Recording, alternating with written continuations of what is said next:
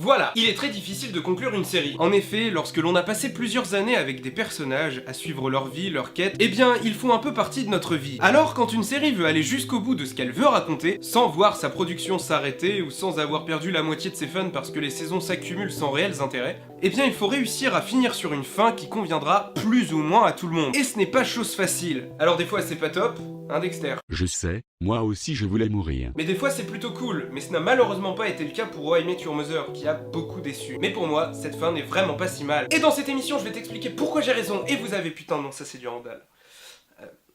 Et dans cette émission, je vais t'expliquer pourquoi, au final, la fin de How I Met Your Mother n'est pas si mal. Générique.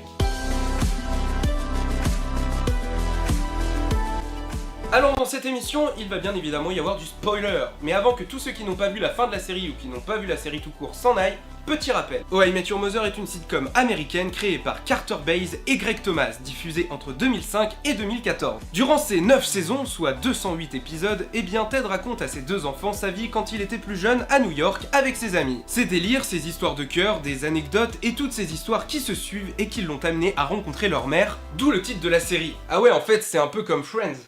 Tu sais qu'il y en a qui se sont fait torturer à coups de chaîne de vélo pour beaucoup moins que ça? Non, sans rire, je ne vais pas faire de comparaison avec Friends. Déjà, parce que c'est pas le but, et ensuite, parce que je n'ai pas vraiment regardé. J'ai vu quelques épisodes comme ça en vrac, et j'ai pas du tout accroché. Bref, Met Your Mother, c'est une série qui arrive à mettre des mots sur des phénomènes sociaux ou des sentiments complexes par le biais de théories ou de blagues, certes farfelues. Et oui, je viens d'utiliser le mot farfelu, mais criant de vérité. Mais cette série, ce n'est pas simplement de l'humour, elle arrive à passer des émotions assez fortes et traite de sujets pas toujours très simples, voire parfois difficile. C'est la même chose. Ouais, je sais. How I Met Your Mother, c'est une série qui a tout pour plaire, et qui a plu jusqu'à cette fameuse fin. Et c'est là que nous disons au revoir à tous ceux qui ne veulent pas être spoilés. Au revoir. Petite piqûre de rappel en express pour se rappeler comment la série s'achève, puisqu'elle ne s'est pas achevée hier quand même.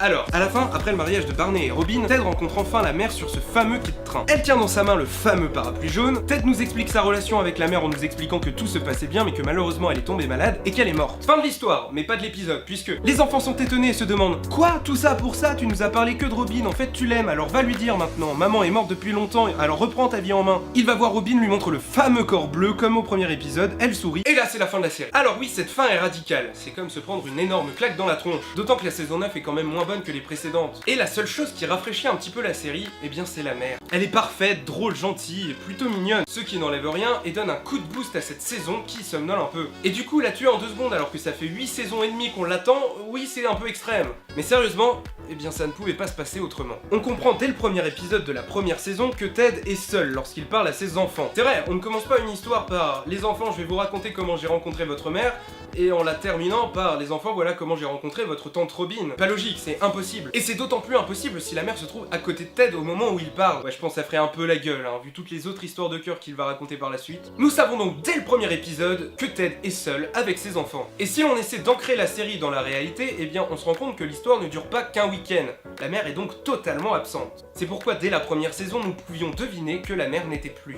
Bon, alors on aurait pu penser qu'ils étaient divorcés, mais alors en très bon terme, hein, parce que pour raconter ce genre d'histoire à ses enfants, alors que, enfin bref, non, c'est pas possible. Alors pour tous ceux qui auraient voulu une fin où la mère arrive derrière les enfants, « Ouah chérie, tu nous as raconté une bien belle histoire », bah non, c'est pas possible. Et pour ce qui est de la fin avec Robin, eh bien c'est la même chose, toute la série nous y a préparé dès le premier épisode. Ted aime Robin, et c'est toujours le cas, et cette histoire permet de dire aux enfants, voilà, j'ai aimé votre mère, maintenant j'aimerais pouvoir passer à autre chose. Bon alors tout ce que je t'explique là, c'est simplement pour te prouver que la fin est logique. Mais bon, ce n'est pas parce qu'elle est logique qu'elle a plu, la preuve, elle a pas plu. La rapidité à laquelle s'enchaîne le final est très radicale, comme je te l'expliquais tout à l'heure. Les émotions qu'elle nous transmet sont assez violentes, déjà parce que la mère est morte, mais ensuite dans sa finalité. Bon, votre mère est morte, maintenant je veux me faire Robin. Et en plus, j'aime pas trop Robin.